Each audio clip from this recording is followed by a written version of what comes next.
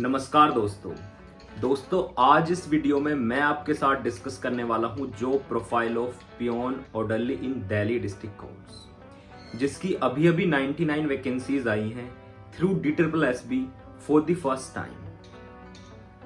इसके पहले Delhi district courts इस एग्जाम को खुद कराते थे। इस वीडियो में मैं जॉब प्रोफाइल के बारे में, ऑर्डरली की जॉब प्रोफाइल क्या होती है, सैलरी जो कि 2000 ग्रेड पे की जॉब है, सैलरी कितनी होगी आपकी, प्रमोशन क्राइटेरिया क्या है, प्रमोशन ले सकते हो या नहीं ले सकते हो, ये भी मैं डिस्कस करूंगा और एकदम रियलिटी बताऊंगा जो प्रोफाइल में क्या क्या आपको काम करना पड़ता है। सारी चीजें एकदम जेन्युइन मैं आपको बताऊंगा इस वीडियो में।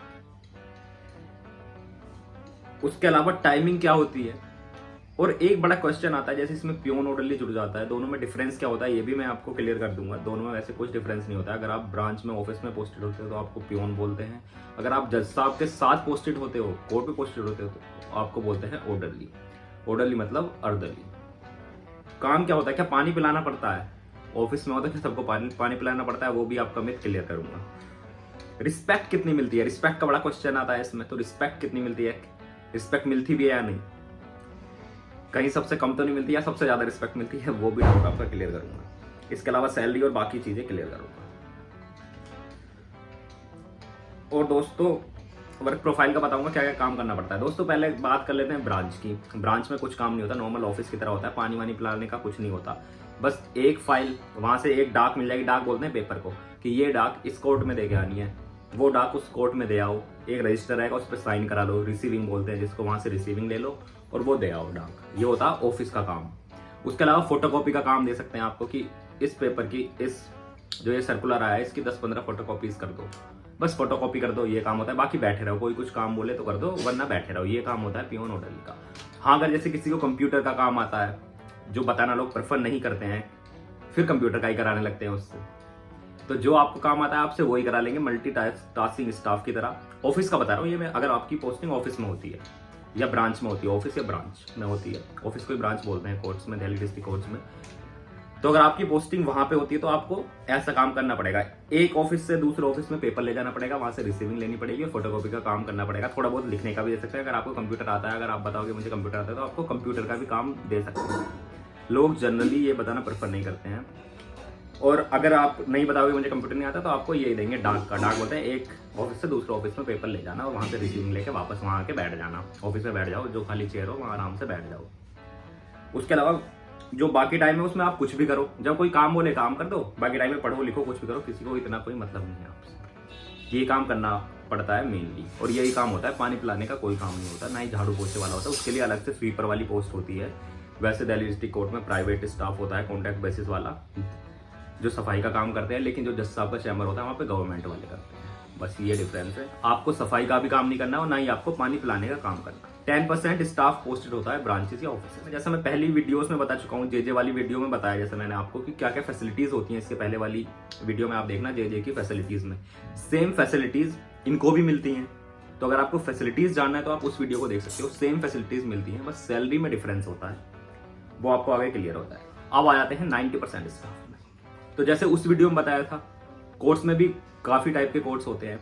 सबसे छोटे कोर्ट होते हैं MM वाले कोर्ट, फिर होते हैं ADJ वाले, ASJ वाले भी बोलते हैं इनको, एडिशनल डिस्ट्रिक्ट जज या फिर एडिशनल सेशन जज, और उसके अलावा होते हैं डिस्ट्रिक्ट जज साहब के कोर्ट। तो अब सबसे छोटा कोर्ट होता है MM, तो यहीं से शुरुआत कर लेता हूँ।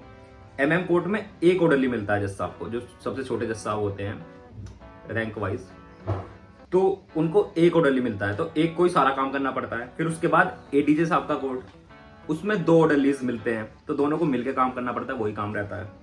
उसके बाद डिस्ट्रिक्ट जज साहब का court, principal district and session जज जो होते हैं उनको मिलते हैं 3 या 4 ऑर्डरलीज, तो उनको चारों को मिलकर वो काम करना पड़ता है। ये डिफरेंस है।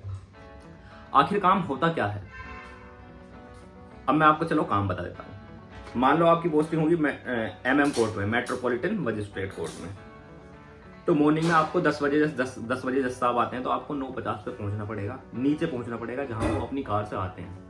पहला काम आपका होगा उनको गुड मॉर्निंग बोलना, और जो उनका कार में सामान आया वो लेके उनके आगे आगे चलना, उनके ऑफिस तक लेके जाना, कोर्ट में जो उनका चैम्बर बना हुआ है वहां पे लेके जाना। ठीक है, वहां पे ले गए, उसके बाद आप बाहर आ जाओगे, उनसे पूछ लोगे सर और तो कुछ काम नहीं है, वो बोलेंगे नहीं है, उसके बाद आप आराम से बाहर आ जाओ। उसके पहले जैसे 9:50 पे आते हो तो चैम्बर में जो जज साहब का ऑफिस है उसमें सब सामान सेट है, हर चीज़ सही रखी हुई है, वो ध्यान रखना भी आपका काम होता है। और अगर जज साहब ने कुछ बोल के रखा है कि मुझे ये फाइल यहाँ पे चाहिए, ये पेपर यहाँ पे चाहिए आने से पहले, या ये पानी गर्म चाहिए, कई बार पानी गर्म भी करना पड़ता है, तो कुछ जज साहब बोलते हैं, तो वो भी काम आपका है। मतलब जो भी वो बोलेंगे वो सारे काम आपको करने हैं उनके आने से पहले, अगर उन्होंने बोला हुआ है। बस ये काम होता है, उनको रिसीव करना होता है। सबसे बेसिक सुबह वाला काम ये होता है। जाओ उनसे 2-4 मिनट पहले चले जाओ नीचे, उनको कार से रिसीव करो, उनके आगे आगे चलो और उनका बैग रख दो उनके ऑफिस में आके और बाहर निकल जाओ। उनसे पूछ लो को जज साहब कुछ काम तो नहीं, बोलेंगे नहीं है, फिर बाहर आ जाओ। अगर जज साहब को बुलाना होगा आपको तो उनके पास एक बैल होती है, वो बैल बजाएंगे, बाहर आपको आवाज़ आएगी, फिर उसके बाद आप अंदर चले जाओगे। ये काम होता है। तो उनको रिसीव करने के बाद फिर आपको वेट करना है, बैठे रहो आराम से, कुछ भी करते रहो, कोई मतलब नहीं है। जब बैल बजे अंदर चले जाओ। फिर उसके बाद जज साहब का कोर्ट में बैठने का टाइम होता है तो वो बैल बजाएंगे, आप अंदर जाओगे और उनके आगे आगे चलोगे, मतलब थोड़ा सा आगे चलोगे, मतलब ऑफिस होता है, ऑफिस के जस्ट थोड़ा सा आगे 1 मीटर के डिस्टेंस पे, 1-2 मीटर के डिस्टेंस पे कोर्ट होता है। तो आप आगे आगे चलोगे, दरवाजा खोलोगे और जोर से अनाउंस करोगे कि जज साहब आ रहे हैं। फिर सभी लोग खड़े हो जाएंगे और जज साहब की चेयर को आप पीछे से ऐसे हल्का सा पकड़ोगे और जज साहब बैठ जाएंगे वहां पर। बस ये काम होता है। जज साहब बैठ के फिर आप हो गए फ्री। उसके बाद फिर आपका काम होता है, जैसे कोर्ट में केसेस सुने जाते हैं तो रीडर साहब होते हैं जो जज साहब की साइड में उनको फाइल देते रहते हैं, वो नेम बोलते हैं कि ये केस चल रहा है। अब जैसे स्टेट वर्सेस अब्दुल चल रहा है कोई केस, तो रीडर साहब वहां से बोलेंगे जहां जज साहब बैठे हुए हैं, आप डोर के पास खड़े हो जाओ या बैठ जाओ चेयर पे आराम से। फिर जो उन्होंने नाम अनाउंस किया वो आपको बाहर बोलना है और बाहर देखना है कि जो इस नाम का है वो अंदर आ जाए। वो खुद ही आ जाएगा, मतलब आपको जस्ट जोर से नाम उसका अनाउंस करना है, वो खुद अंदर आ जाएगा। ये काम होता है। जब वो अंदर आ जाए बस देख लो, ज्यादा भीड़ ना है, जिसका नाम बोला वही अंदर आए और सब अंदर से बैठे रहें। ये भी आपका ही काम है, ध्यान रखना शांति बनी रहे और आराम से डोर के पास ही आप चेयर पे बैठ जाओ। जब नाम बोले अनाउंस कर दो, फिर बैठ जाओ। वो आपका फ्री टाइम है, उसमें आप कुछ भी करो। नाम बोले अनाउंस करो, फिर बैठ जाओ। तो ये चलता रहेगा लंच तक तो ऑलमोस्ट सभी कोर्ट्स चलती हैं, तो लंच तक ये चलेगा। लंच में फिर आपको जज साहब का लंच आता है। कोर्ट में जैसे सभी का लंच गर्म होता है, तो आपको जज साहब का लंच हॉट केस में रखना होगा 10 मिनट पहले लंच से, और जब लंच हो जाएगा आपको वो उनके ऑफिस में ला के रख देना है, वो फिर अपना लंच कर लेंगे। कुछ जज साहब लंच के बाद भी बैठते हैं, तो लंच के बाद भी सेम प्रोसेस रिपीट होगा। वो बुलाएंगे बैल बजा के बुलाएंगे, फिर आपको फिर से बोलना जज साहब आ गए, फिर जज साहब बैठ जाएंगे, फिर से नेम अनाउंस करने हैं जब तक कोर्ट चलेगा। जब कोर्ट चलना बंद हो जाएगा उसके बाद आपको कुछ नहीं करना, आप आराम से बैठे रहो। बैल बजे तो अंदर चले जाओ, नहीं बजे तो कोई बात नहीं है। फिर ऐसे ही चलता है। कुछ कोर्ट से लंच तक चलती हैं, कुछ लंच के बाद भी चलती हैं, कुछ पूरे शाम तक चलती रहती है 5 बजे तक।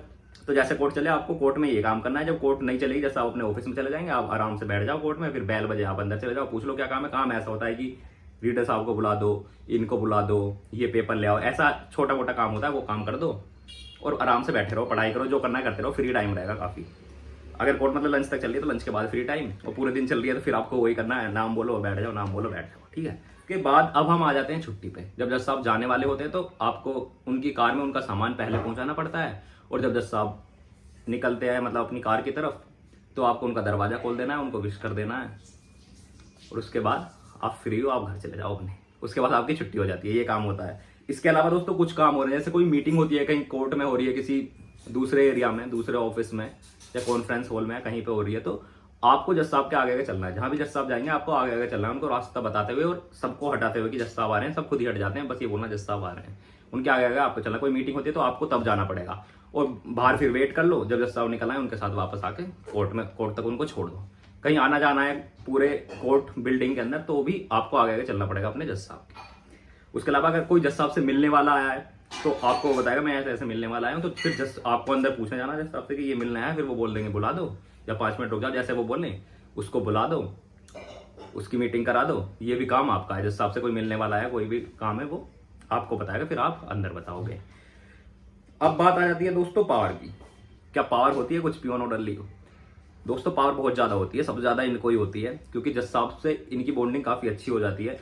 और जज साहब अपने पियोन ऑर्डरली को अगर अच्छी बॉन्डिंग है तो अपने साथ भी ले जाते हैं। जहां जहां उनका ट्रांसफर होता है किसी दूसरे कोर्ट्स में, तो उनको वो साथ भी ले जाते हैं।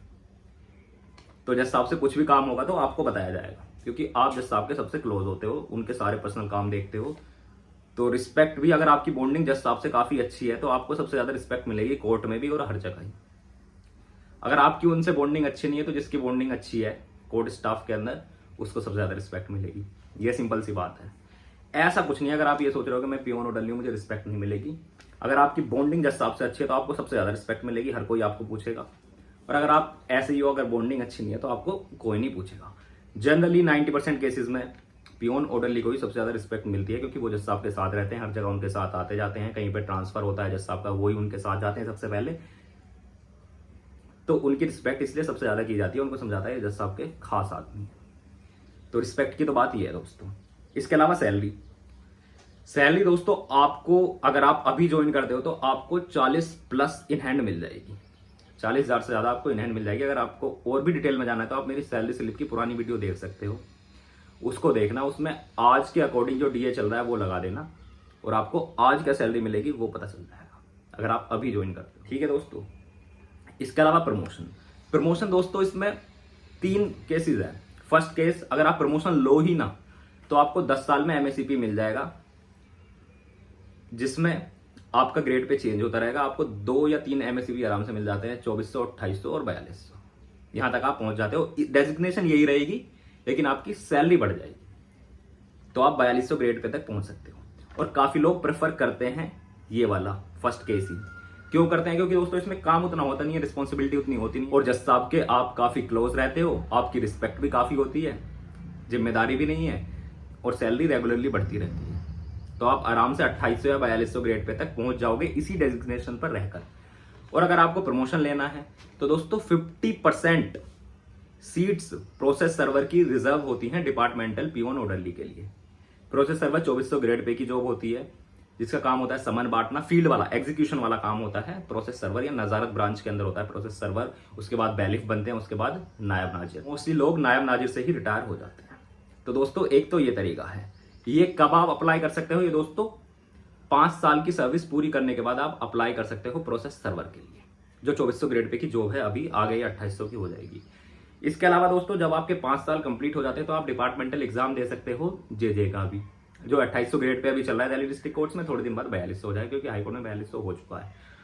तो जूनियर जुडिशियल असिस्टेंट भी आप बन सकते हो 5 साल की सर्विस कंप्लीट होने के बाद, ये भी आपको ऑप्शन मिलेगा।